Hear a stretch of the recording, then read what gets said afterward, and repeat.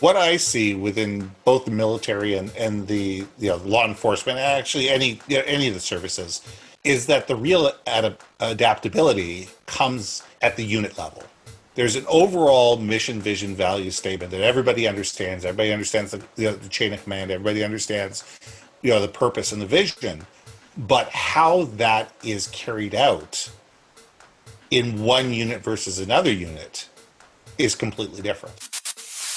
And so we have this conversation quite a bit, not only about what the military and what law enforcement instilled in him, and what made him gravitate toward a role in law enforcement after leaving the Marines.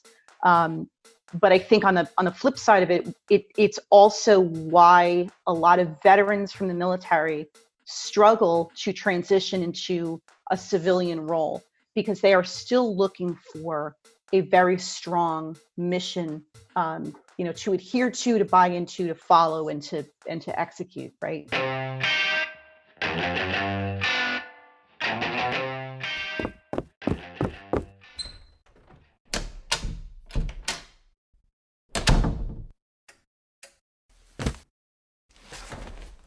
Thank you for coming down. I just have a few questions to ask you. That's right, America. We are inside the interview room, and thank you so much for joining us again this week. I am your host, Wayne Mulder, and this is part of the On the Blue Line podcast, and we call this one the interview room. This week, we have a couple great guests, but first, let's pay a few bills around here. I just want to make sure, if this is the first time you're listening to us, or if you haven't done this yet, please, it doesn't cost you anything, and yet it means a world of difference for us if you do two things.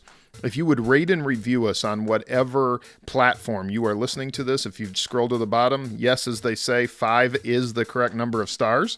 But if you would rate and review this podcast, it'd be a huge help. And the only other thing that I ask you that, again, doesn't cost you a dime is if you'll just send it to one person. Just reach out to somebody, share it with them, say, hey, check out this podcast. If you're enjoying it, if it's making a difference for you, hopefully it will for them. And that's how we grow this audience. So if you do those two favors for me, and then lastly, and importantly, though, I need to mention our friends over at Campfire Blend. It's campfireblend.com. They're the makers of that whiskey coffee that I've talked about several times. If you haven't had a chance to check it out, make sure you go to campfireblend.com. When you use the code BLUELINE at checkout, all one word, BLUELINE, you're going to save 10%, and you're going to support this podcast, and you're going to support that small business, which, as you know, if you've been listening to me for any length of time, is extremely important on both fronts. We are in unprecedented times, which I think is something we can all agree on. And for that reason, among many others, we need to make sure that we are supporting these small American companies and that we are helping out like-minded people. And it's very important to me that the people that I talk about on here are people that fit that category. All right, so let's get to this week's interview. I am honored to get to sit down with two guests that, I'll be honest with you, I was a little skeptical at first, not in a bad way. I knew that they had very important, very interesting things to talk about. I just wasn't sure, how is this going to relate to law enforcement? With me this week is Ben Baker, the founder of Your Brand Marketing, and Claire Chandler, the president and founder of Talent Boost. Together, they've got years and years of experience, both in the marketing and business growth sides, but they had come together and they had been doing a podcast, a YouTube, called Creating the New Normal, Leadership in a Post-Pandemic World. So bringing them on absolutely was wonderful. I think as you heard from that intro to this, there's many good things that apply to the government sector as well. And it's something we all need to think about. The world, hopefully, as I've said many times, is going to get back to the real normal instead of this new normal. But we should always be in a continuous state of improvement. We always should, whether it's law enforcement or it's anything else, we always want to be moving forward. So without wasting any more time, thank you so much for joining us again this week. And here we are with this week's guests, Ben Baker and Claire Chandler. Ben and Claire, welcome to the show. Thanks for having us. Absolutely. Ben, we were able to connect via Podmatch, and I just wanted to mention that real quick because I don't know if you actually know Alex, but he's a great guy, and I love what Alex Sanfilippo is trying to build over there. So I'm glad we were able to connect through it. Yeah, Alex and I were actually able to jump on a Zoom call, and we had a whole conversation and find out what he was about. And I said, okay, I'm in. What do we need to do? Let's figure it out. I love it. That's a great approach too. Like we were talking about before the show, that's not always the way that I approach things, but that's awesome when you can do that. Let me ask you, so just to get started, maybe Claire, I'll start with you. Maybe tell us just a little bit about your story and a little bit of maybe a brief introduction. So a little bit of my backstory. My name is Claire Chandler. I spent the bulk of the earlier part of my career in corporate America, and took a leap, more a leap of faith than than a leap of a plan in 2011, and went out on my own. And 2 years later, I started officially formed my business called Talent Boost. And I am a solopreneur, but I serve CEOs, founders, and owners that are at a point where they're looking to scale their business. And so I bring a strategic leadership perspective to help them to do that with fewer growing pains and with little to no performance bottlenecks. Wow. Very cool. Keeps me busy, keeps me out of trouble. I'm sure it does. And it's got to be a little scary launching your own company and so forth, but Yeah, a little more exhilarating than scary, really. It was kind of one of those, life is too short not to try this. And I haven't looked back, and I've been loving it. absolutely. That's awesome. Entrepreneurship is a wild ride. It is. It is. It is. I actually it was a small business, but I'd ran a landscape company prior to doing this, which a lot of the listeners know. And yeah, it's a completely different perspective. In fact, I wish, as most of the listeners know, I'm in law enforcement now. I like having that small business perspective coming into the government world, which is something we're going to talk about a little bit later as we get into leadership and so forth. But I definitely like having that basis to build upon. So Ben, what's a little bit of your story? Well, about 25 years ago, I call myself a retired high-tech sales guy. I was on the road about 200 days a year, actually in an airplane 200 days a year. And I looked at my wife, and it was a divorce waiting to happen. So I got out of high tech and got into marketing and started off killing a lot of trees. I did direct mail for years and years, the 500,000 piece runs, the million piece runs, just these enormous direct mail campaigns. And what I realized is that the more that I was able to figure out what somebody's story was, it was easier to tell it. And very few companies understand their brand, who they are, what they do, why they do it, who they do it for, and why people should care. So about 10, 15 years ago, when I started off your brand marketing, it was all about branding. It was all about how do we tell the story effectively. So I started this company, January of 2008. If you want to start a company in the absolute wrong time, January 2008 is about the same as about April 2020. Yes. It's about the same. So what I was luckily enough to do is that a lot of my clients came with me, and they treated me very well and helped me along.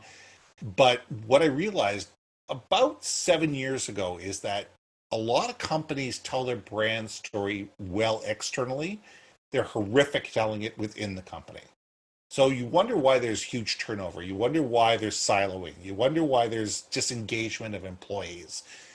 It's because people don't understand the story. They don't understand the purpose, the vision, the mission, the values. They're words that are on a page, but nobody lives them.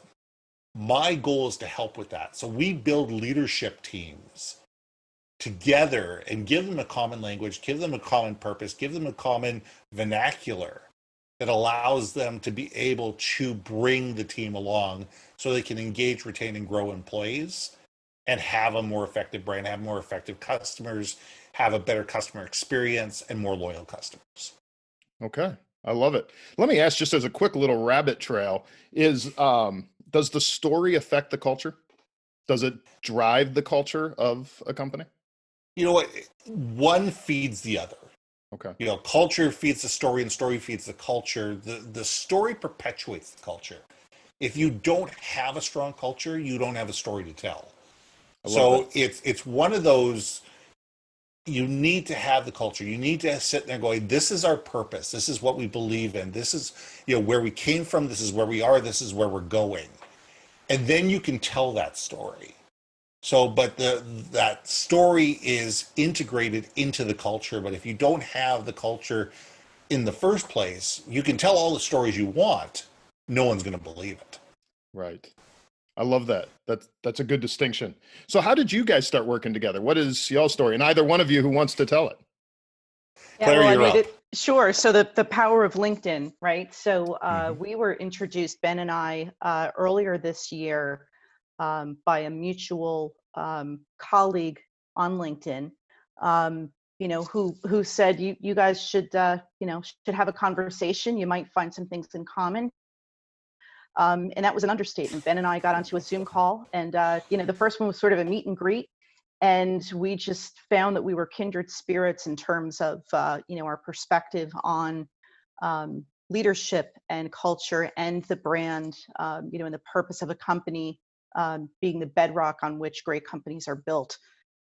So we connected and we continued those conversations, and all of a sudden Ben said, we need to record these conversations because Hmm. there's some real useful information here.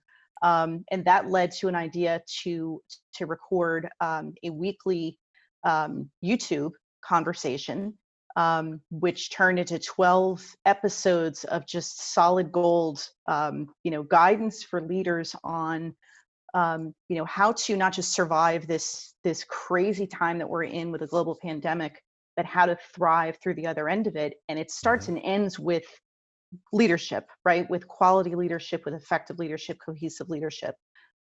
So yeah, it was from one quick introduction on LinkedIn. We recorded these amazing YouTube conversations, have turned them into podcasts, and are soon to release a book based on the dialogue that we've had. That's awesome. And, I find that interesting as a matter of asides that, when you think of podcasting and you think of the current world and environment we're in, everything is very disconnected. In fact, we're connecting via Zoom right this moment. And yet those old fashioned business techniques of, hey, you two need to meet. Hey, we need to have a conversation, even if it's coffee via Zoom. While doing podcasting, I've built more relationships through good old fashioned handshaking, if you would, than probably any other time in my business career. It's kind of interesting how the two work hand in hand and simultaneously. Oh, Yeah, absolutely. yeah. I mean, I've had a podcast now for 3 years now. I've got over 160 episodes called the Your Living Brand Live show. And I learn something from people every single week. Yeah. Every single week, I have somebody on my show telling a story about who they are, what they do, and why they do it, and the relationships that I formed and the ideas that I get. It's almost like free consulting, where Yeah. I get to bring people on as a guest and pick their brain for an hour, and it's a lot of fun, and you build some great relationships out of that. Couldn't agree more. And yeah, I have the same advantage. And even though it's primarily, obviously, I'm in law enforcement, that's why I kind of geared it towards everybody's story and reaching out. And I found a lot more success in that because everybody has a story. And that's one of the things that I keep trying to point out, even about law enforcement, because so often it's like, oh, well, this person's a cop or that's what they are 24/7. Well, no, they're a person whose Mhm. vocation happens to be law enforcement. And there's a lot more to that person. And that's always been the premise of kind of what we're trying to build. So I love exactly what you're saying.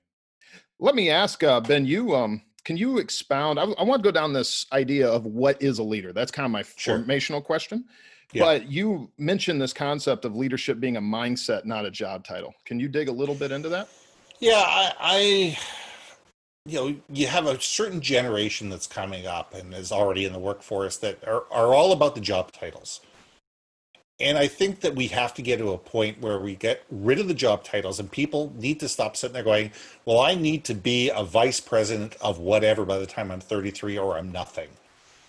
And what they need to do is start sitting there going, okay, how can I be a better person and how can I help the company be better because of it? My attitude is leadership starts from ground zero, from the day you walk into the company. The ideas that you form, the communication that you have, the relationships you form, the trust that you build. It's all about how do you wake up every morning and say, how do I make the people around me better? And I don't care if you're a frontline employee. I don't care if you're a first-time manager. I don't care if you're the CEO. If you're truly in a leadership mindset, your mindset is, how do I make people better? It's not an ego thing. It's not look at me. It's not look at my title, look at my paycheck, look at my stock options, look at how important I am, because really none of that really matters. Yeah. A great leader is judged by the people around them. And a great leader is judged by the amazing things that the teams do and how the company thrives because of the person in that one position. It has very little to do with whether you have VP, director, manager, or whatever in front of your title. Those are just words. Yeah. And Claire, piggyback on that? Yeah, I'd love to. And I completely agree. I think going back to Ben's comments about culture, I truly believe that the biggest impact on a workplace culture is the behavior of a company's leaders. Mm-hmm. Because it's infectious, and it can be infectious for the positive as much as for the negative. And employees are watching, they are observing what gets rewarded, who gets promoted, and why. And so it is really important for leaders walking around, as Ben said, to not get hung up on the trappings of leadership, of the Mm-hmm. title of it, and the compensation and the golden parachutes and all of that, but really accept that it is it's an obligation Mm-hmm. to really pull your people along. Much like a commitment to a career in law enforcement is not about, yay, I get to carry a gun and I get to wear a shiny badge. It's about, I have this higher obligation to impact my community, to protect and to serve it, right? Yeah. Absolutely. In higher ways. And I think, if you go into law enforcement, it's pretty clear what your mission is, right? And part of the they don't call it onboarding, but the indoctrination when you enter law enforcement is around that, is making sure you understand what you're getting into, that it's not all parades and heroes welcomes. It's a lot of hard work, it's a lot of learning, and often it's there's some failure involved. And I think leaders in all walks of life, in all industries, and at all levels, really need to get much clearer on why they are in a position of leadership in the first place. Because if they're not clear on why they are called to lead, why they've been asked to step up, or why they aspired to leadership, they're never going to be able to get employees to follow them. So, clarity to me is absolutely a fundamental element of what makes a leader great and what makes their company great. Yeah. I mean, to add to that, you don't follow somebody, you don't trust somebody because of a title. Right. I don't care whatever the title is. I don't care if it's President of the United States. I don't care if it's officer. I don't care whatever it is. You follow that person because you trust them, because you know, like, and trust them, and you believe that they have your best interest at hearts. That you believe that they know where they're going, they have a clear direction, they're communicating it effectively, and they want to take you along with them. It's about us. It's not about me. And the title bumps, the paychecks, the golden parachutes, all those are dividends. Right. Those are dividends because you've done your job, and your job is taking care of the people around you. For your fellow brothers and sisters, it's protect and to serve. That's leadership. Right. It's taking care of the community. It's taking care of each other. It's taking care of the first responders around you. That's leadership. And that doesn't matter if you're a sergeant or, a captain or whatever. It's about making sure that the people around you know that you have their back and they have your back. Absolutely. I couldn't agree more. And I think to piggyback on that as well, it's kind of that whole idea of story also, because if you're, and of course, tell me if I'm wrong here, but my thinking would be is that by communicating properly the story or building upon that culture, then a good leader is calling people up into the story, into something that's bigger than themselves. And people want to follow that. People want to engage with that greater, broader story and be a part of it, pushing it forward, kind of the protect and serve aspect in the law enforcement community. Well, the great thing about a story is, compared to a mission, vision, value statement, it's important to have mission, vision, values. Don't get me wrong. The problem is those statements tend to be, contrived in a weekend retreat by a bunch of people that are sitting in a glass room, sitting there, oh yeah, customer experience, that sounds good, and employee loyalty, yeah, that sounds good. So we'll put all those in there. But when it comes down to the next day and the next month and the next year, they're not living those. Right. A brand story, the reason that you have a story is for 10,000, 20,000, 30,000 years, people recall stories, they internalize them, they retell them, they remember them, and they make them their own. And when your employees make the story their own and they start telling the brand story from the I position instead of them position, all of a sudden they're drinking the Kool-Aid. And when people are drinking the Kool-Aid, they're going to be far more motivated to see the team succeed because they see themselves as part of the team. I love it. Claire, can you take us a little bit further into talent isn't born, it's boosted? Sure. So, I work with a lot of leaders about, this concept of getting, becoming followable, right? Getting to a point in your leadership where you're very clear in your mission, to the point where your employees, your senior leadership team, et cetera, can rally around that. And oftentimes leaders will say to me, but I'm not charismatic. If you look at, right, if you look at some of these other leaders, they just have it. They just have this gift that I don't have.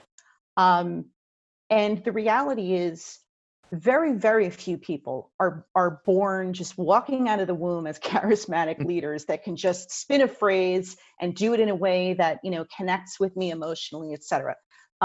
So that's, that was the concept or the principle that I based my business around was anybody can be can perform at a higher level, can lead at a higher level, can build a company that achieves a higher level.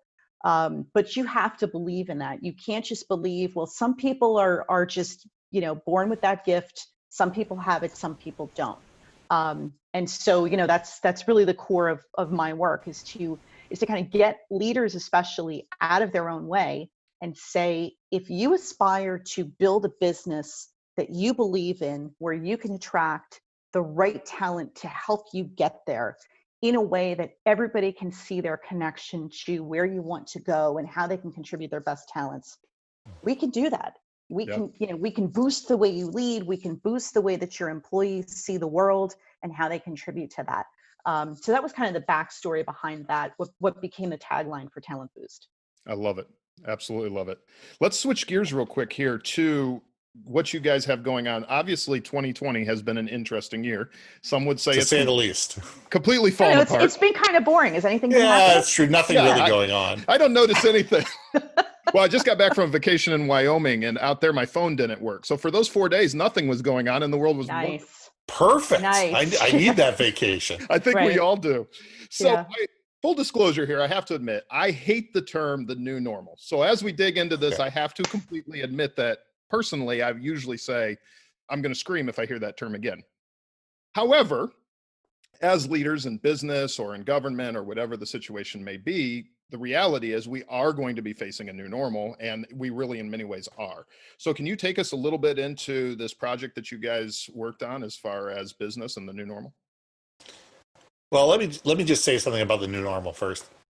The world is always going to be changing. It's changed before COVID, it will change after COVID. Yeah. We're always living in a world that's going to be changing. There's always going to be some dynamic that's going to come up, and it's going to take what people consider reality and turn it on its head. Yeah. And so what our thought process is, and I'll let Claire get into this, is that the world is going to change. How do we cope? How do we position ourselves for whatever's next?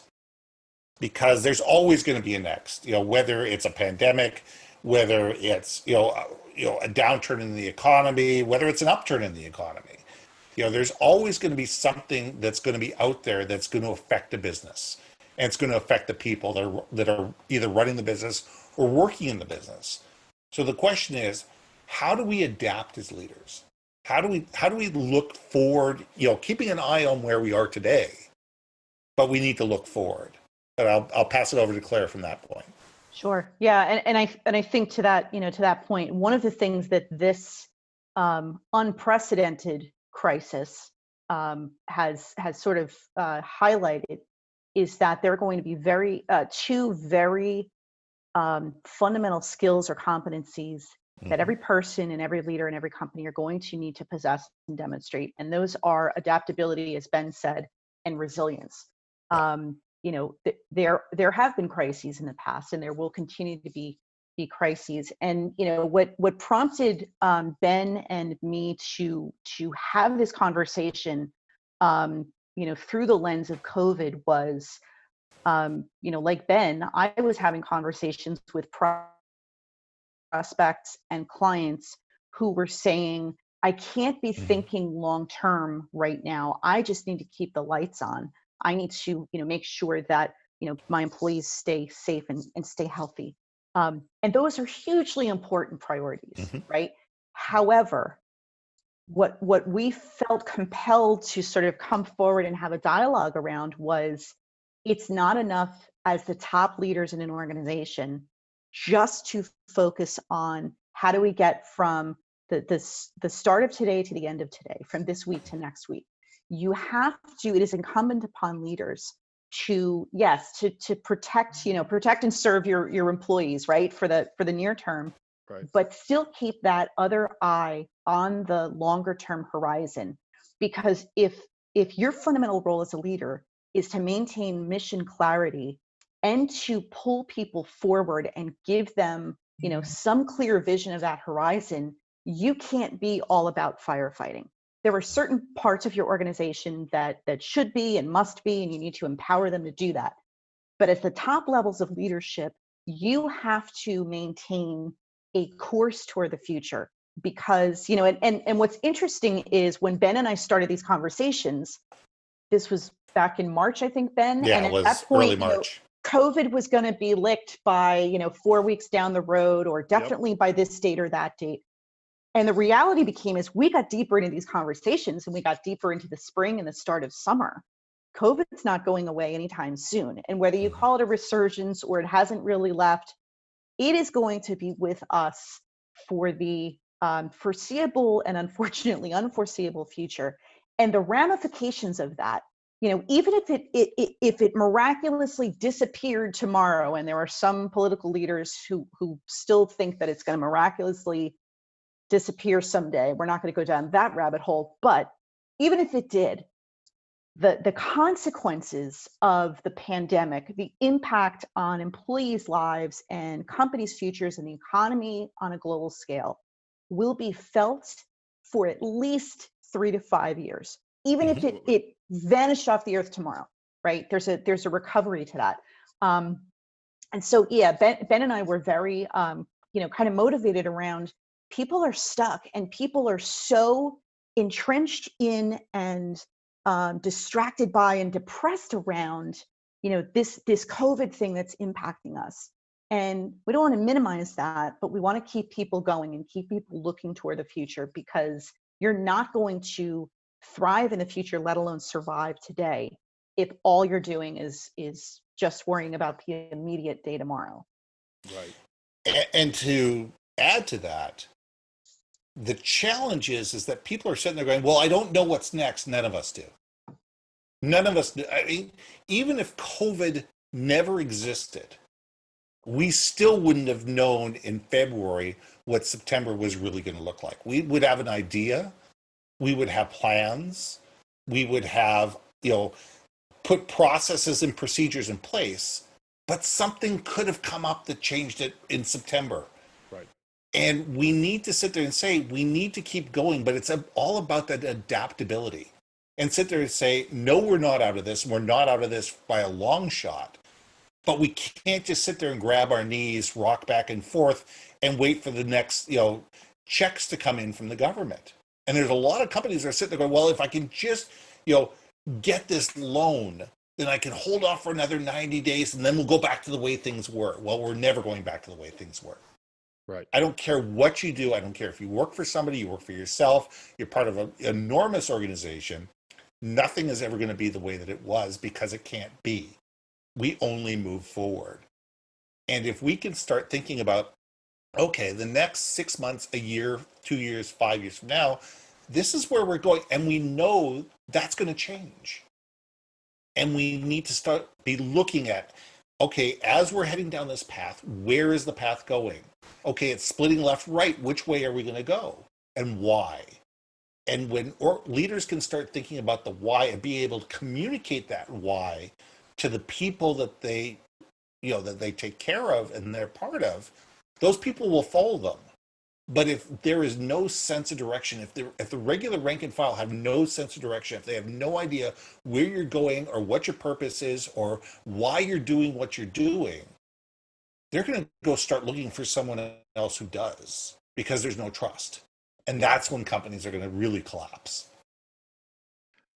I'm sure there's a lot to this there, and of course you guys have a book coming out and so forth that's going to break that down, but just on kind of the surface though, would you say communication is maybe one of the key elements here that we're discussing when we talk about the whole adaptability and resilience? I would absolutely say communication, and it's funny.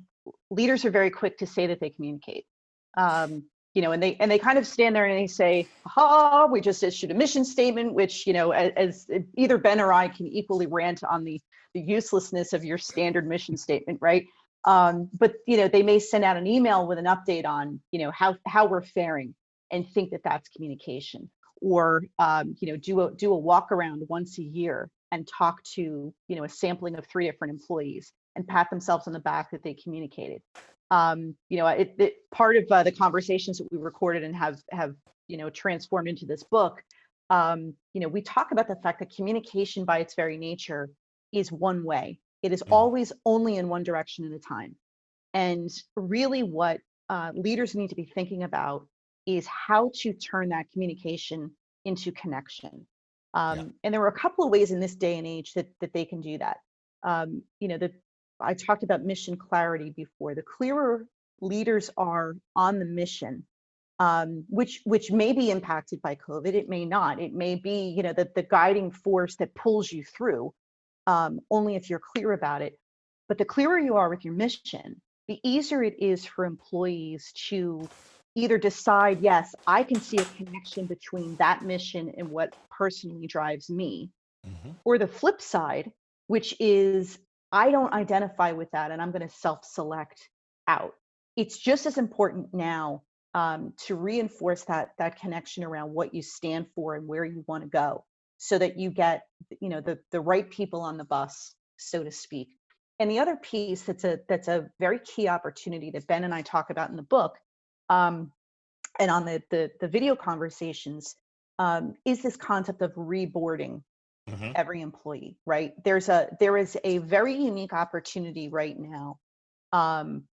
Even if you have a really robust, very successful new hire onboarding process and program, we're in uncharted waters.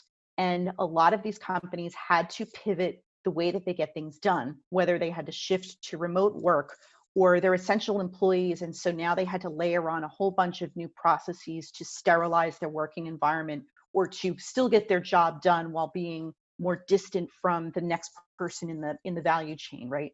And so there's a really key opportunity right now to usher back in and reform the workforce that you have, plus the workforce that you're going to add in going forward, and reintroduce people and reconnect them to what your company is all about, where you're going to go in the future, and your commitment to keeping their roles safe, their jobs safe, but their careers nurtured, into the future. So there's a real opportunity for companies that want to see that and are willing to kind of put in a little bit of that elbow grease. But that's where, yes, communication is absolutely critical, but it goes deeper than a simple one-way passing of information.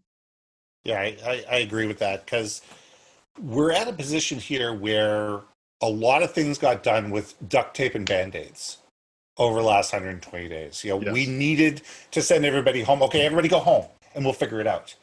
Yeah. Now it's like, okay, everybody's coming back. We need to bring everybody back correctly. And we need to make sure, what were the policies, what were the procedures, what did we implement that were band-aid solutions, and what was innovative? And what are the sacred cows? What are the things that we've always done that no longer apply? And how do we change them? How do we augment? And how do we communicate all that to our people? Because COVID-19 will not be your brand story, but it will be part of it. To sit there and say, these are the challenges that we faced. These are the lessons that we learned. These are the skills that we realized that we had. These are truly the clients that we can now serve. This is where we are going forward, and this is why you and you and you are important to that success as an employee of the organization. I love that. Because people need to understand as they come back to the office, it's not coming back to work because people have been working through this whole thing. As people come back to the office, they need to understand what's the new game. How has the game changed? Is it now a 110-yard field where it used to only be a 100-yard field? Is it 38 yards wide instead of whatever standard width is? How has the game changed, and how does that thing affect me? Because that's what people care about.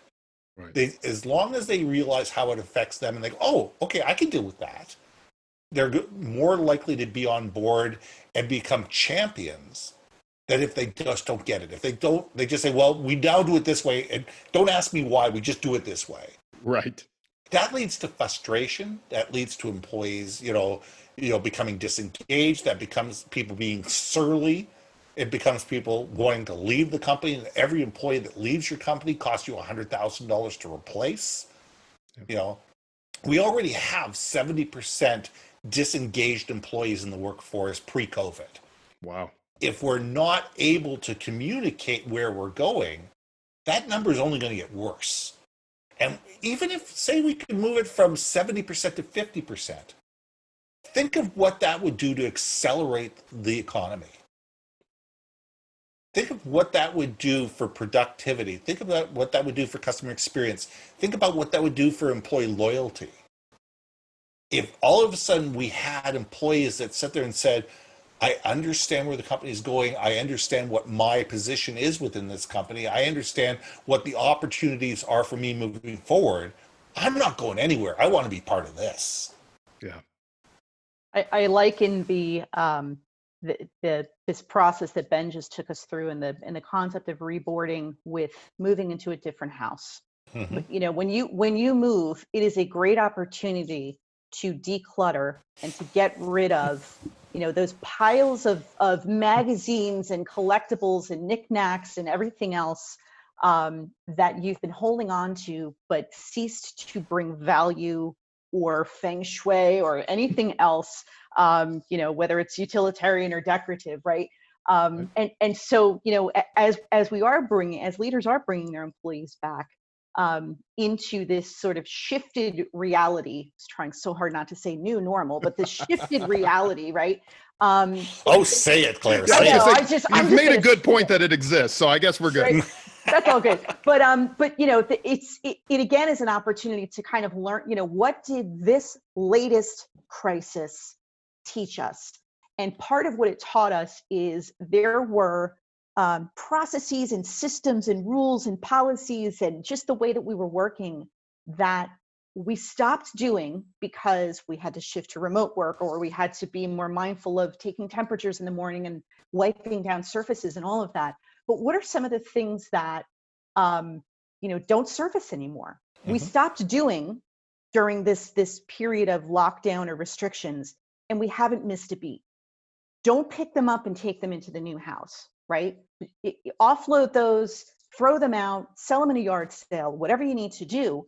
But you now have this opportunity to move into a house that's better for you, with less of the clutter and the crap that weighed you down before COVID, right? Because as Ben said before, this is not the first crisis we've gone through in a business. It's the most global one we've ever experienced. But even companies that have gone through something that's local, that only impacted their company or their one facility, they have to go through those same things. They have to look back and say, okay, we were caught flat-footed, we weren't completely prepared, but we shifted gears. We not only kept the lights on, we kept the customer served, et cetera. What else did we learn from this? What did we turn away from that we don't have to turn back to because we didn't miss it. It didn't interfere with us being able to, deliver on time and bring in revenue and pay our employees, et cetera. So yeah, it's, as you look to kind of get everyone refocused on the road ahead, don't turn back and say, oh, but don't forget that whole storage room where we've got all those boxes that we haven't opened since 1983. I love that. But to play on that analogy, you also can't let mom and dad throw out 100 boxes of stuff without asking the kids.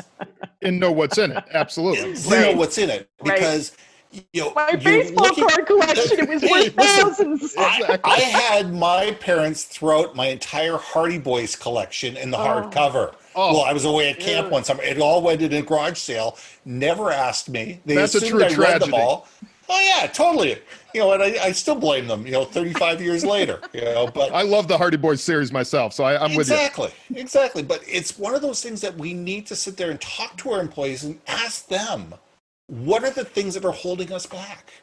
What are the things that you see that could be changed, that could make our lives better? Because your brand is only as valuable as your unhappiest employee on their worst day.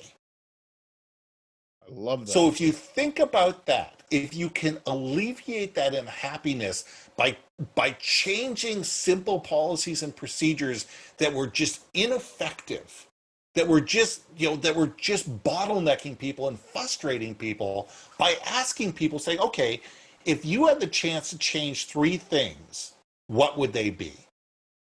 And you know what?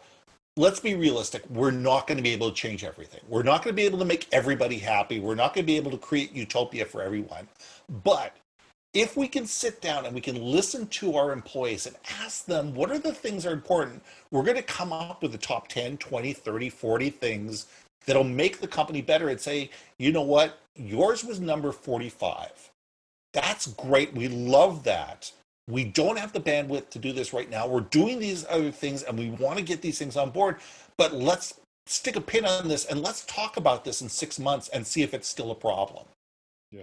And if you cannot ignore number 45 or 73 and say, this is why it didn't make the top things, we're working on these things first, let's get this solved, and then we can start working on the next group, you're going to bring those people along. But if you say, oh, well, Sarah got her thing and I didn't get anything that I wanted, and it's just left like that, then all of a sudden you're going to have that unhappy employee. Right. But if we can communicate why we decided to go with these things as the things that we're going to go implement right away, and these things, yes, they're important, but they're less important, and we just don't have the bandwidth, the money, or whatever to move forward with everything at the same time, people are willing to live with that. As long as you don't forget about those things, you come back to it and say, is that still a problem? Okay, what are some little things? We can't fix the whole thing right now, but what are some little things that we could do to make that better? And be able to sit there and say, you know what, it may just be putting a Band-Aid on some of those lower tier items for the time being, but those Band-Aids enable people to feel that they were listened to, they were understood, and they were valued. And that is what helps make employees happier. I love that. I had a teacher, to kind of go down a little bit different road, but along these same lines. I had a captain that she taught a leadership class that I went through for line supervision. And she referred to law enforcement as 100 years of tradition uninterrupted by progress. So when we have this conversation and we gear it more towards government, do these same rules, processes, because typically in the government side, especially in law enforcement or military, it's a chain of command style. It's usually a top-down style leadership. Do these same rules, processes, ways to deal with change, do they still apply? I would say to a point, yes. Is it harder? Absolutely it is. And it depends much stronger on leadership. And Claire, I really want to hear your thoughts on this. But I think it really comes down to, the nice thing about military, police, those type of organizations, government, is there tends to be a stronger mission, vision, value statement that people understand. Yeah. Because it's clearer, it's simpler, it's understood. This is what we do. And therefore, there are those opportunities. But there desperately needs to be change within all these types of organizations to be able to throw out some of the old and bring in the new. And that comes down to leadership. That comes down to training leaders at all levels to be able to sit there and say what's working, what's not working, and within our traditions, within our story, within who we are, how do we make things better? But Claire, let me get your vision on that, because you'll say Yeah. it way more eloquently than I will. Well, a lot of pressure. Thanks, Ben. Mhm. I'm married to a veteran of the Marine Corps. And he was also, after being a devil dog, he was also in law enforcement for a time before he went into a different career. And so we have this conversation quite a bit, not only about what the military and what law enforcement instilled in him, and what made him gravitate toward a role in law enforcement after leaving the Marines. But I think on the flip side of it's also why a lot of veterans from the military struggle to transition into a civilian role, because they are still looking for a very strong mission, to adhere to buy into, to follow, and to execute, right? Um, and so I think, those same principles of being very, very clear on your mission apply in the military, certainly in law enforcement, absolutely, and should apply in the government, right? Should apply in the government, because and I think that the difficulty, especially with the military and with law enforcement, is there is such a strict respect for the chain of command.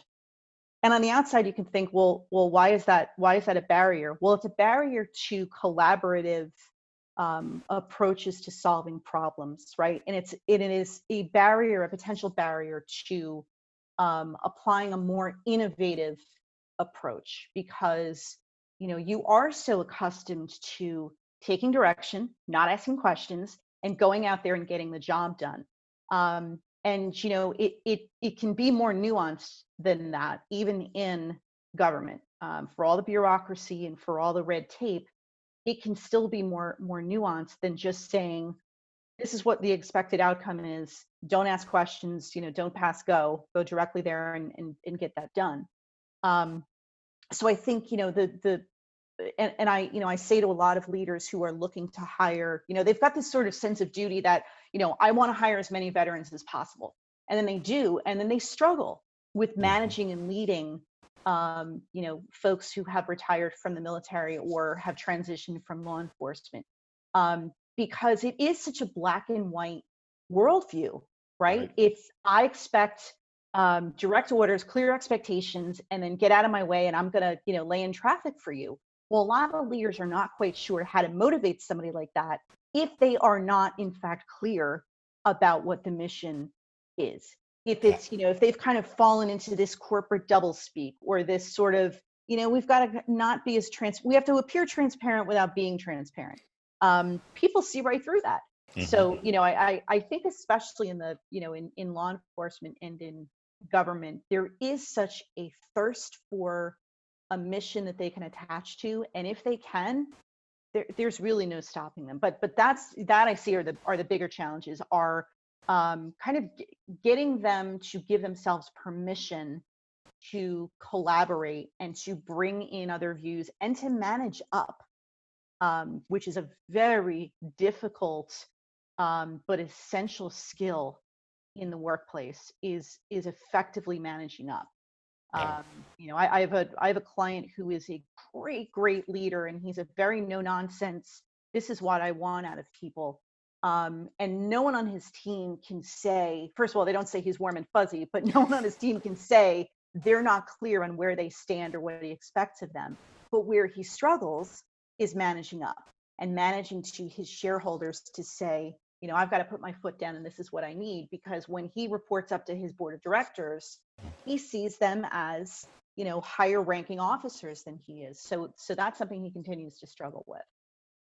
Very good. No, anecdotally, I've seen a lot of the things that exactly what you're saying, both on being on both sides of the fence. Because when I ran my landscape company, I had some family members who were military, and I was young. I was in my 20s, early 20s, and looking back now, especially in light of what you were just saying, I can see where there was definitely, because I was not in the military. In fact, I'd started a landscape company right out of high school. So that's what I'd been doing. So as a young, naive business owner, I can see where we had some disconnects because there wasn't that clear vision. There wasn't that clear expectation. And then now on the flip side of the house, that I'm in that environment, I kind of bring to the table a different way of thinking that isn't the same as a lot of these guys who came out of the military structure and, are, because the guys my age in law enforcement now are either nearing retirement, or most of them aren't just starting out as I am, or within 8 years or so as I am. So I definitely, to just piggyback on that, see exactly what you're saying. It definitely is a dichotomy of how it's perceived and then how it's instituted. Right. Yeah. Right. What I see within both the military and the law enforcement, and actually any of the services, is that the real adaptability comes at the unit level. There's an overall mission, vision, value statement that everybody understands. Everybody understands the chain of command. Everybody understands the purpose and the vision, but how that is carried out in one unit versus another unit is completely different. Yeah. And that comes down to individual leadership. It comes down to the team itself. It comes down to what their individual mission is within their unit itself. Like a TAC unit, is very different from Vice, Right. and everything in between. So if you take a look at the different types of units and how they interrelate to each other and how they relate to different units, they're all part of Behind the Blue Line. However, they all have their own set of rules for their teams. Right. And those rules are very unwritten and they're very, very well understood. Absolutely. And I think that's a very good point. That kind of shows, it depends. The leadership skills and so forth are exactly the same. But when you talk about law enforcement, like you said, you can be in completely different worlds, whether you're talking the investigative side of the house, you're talking patrol side of the house, and the leader, again, maybe going back to your original point on adaptability, really that's something you have to do on a regular basis, even when the world isn't falling apart, because you've got to adapt to that particular role. Let me just go down. So you guys have the book coming out. When does that release? We're probably, about 3 or 4 weeks away right now? Yeah, I would say our goal is to release it in August. Very good. I'll make sure that I link all that up. You have the Leaders Made Here program. Can someone tell us a little bit about that and what that's all about? Well, the Leaders Made Here program is about to change. Okay. We, within the last 72 hours, have aligned ourselves with a new organization called CEO Crossing. And they're a much larger organization, and they are a group that focuses on CEOs and those who want to become CEOs. And what they're interested in is us bringing the Leaders Made Here program and incorporating it into their program itself. The Leaders Made Here program is designed to help leaders at all levels level up. Okay. That's truly what it's designed to do. It's a peer group. It's an online peer group, and it allows people to learn from each other and to build on each other's experiences. Our original vision is to have a Facebook group that was going to succeed through that and allow people to become better leaders through that. I think, and we're still in negotiation process at the moment, we're going to be incorporating that within the CEO Crossing and be able to bring it to a much larger audience. Perfect. That's great stuff. And I will say on the YouTube videos, I'll be linking all this up, but I started watching them. And like you guys said, there's a lot of gold in there and they're absolutely phenomenal. As a matter of closing, I ask a question. I change it a little bit for every person that I'm speaking with, but boiling it down, and from each of you, both Ben and Claire, what is one thing, the one takeaway, because I like this to be actionable. So one takeaway that people can do that's going to make a profound difference in their personal lives, starting right this moment. What's that one thing they can do? And Claire. In their personal lives, I think again, what this unprecedented pandemic has forced upon people is to change the way that they live their daily lives, and both personally and professionally. I'll come back to that word connection. We may now be more remote, more separated from people, And of course, the downside to that, in the interest of self-preservation, the downside of that is potentially increased isolation. And I think, we're fortunate that we live in a time where through technology and other means, we can stay connected, to a certain degree. Nothing's going to replace a hug or a handshake. But if people can understand that those people that they have connected with personally and professionally in the past, that they often saw in person, they're still out there. They still need to hear from you. They still need to know that you care about them. Yes, especially personally, but also professionally. So I think it kind of straddles those two lines. But yeah, for me, it's, take, kind of make a personal commitment to take a little bit of time every day to connect, in the recent past. And I think you're both going to benefit from that. Yeah, I love that. Yeah. So For powerful. me, yeah, it is extremely powerful. For me, it's everybody needs to give themselves the permission to realize A, they don't know everything, and B, that it's okay. It's perfectly okay not to know everything. None of us are all knowing. None of us have a clear answer of what's going on. A lot of us are flying by the seat of our pants. A lot of us are going to make mistakes. And as long as we dust ourselves off, learn from our mistakes, get better because of it, and go into the world and say, my job is to do no harm and to lift as many people as I can along the way with me, I think we're all going to be fine. It's realizing that, take the people around us, build partnerships, build alliances, find people with skills that you just don't have and bring them along. Walk hand in hand, skip down the aisle with them, whatever you need to do. But realize that this is not a solo sport anymore.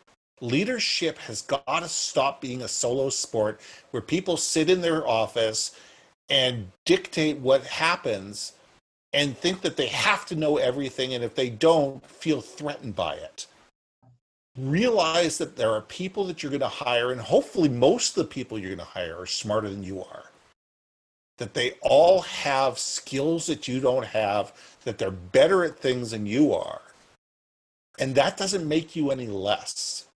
That means you're the person that motivates them. That you're the person who inspires them. You're the person that gets them what they need and gives them the tools to thrive.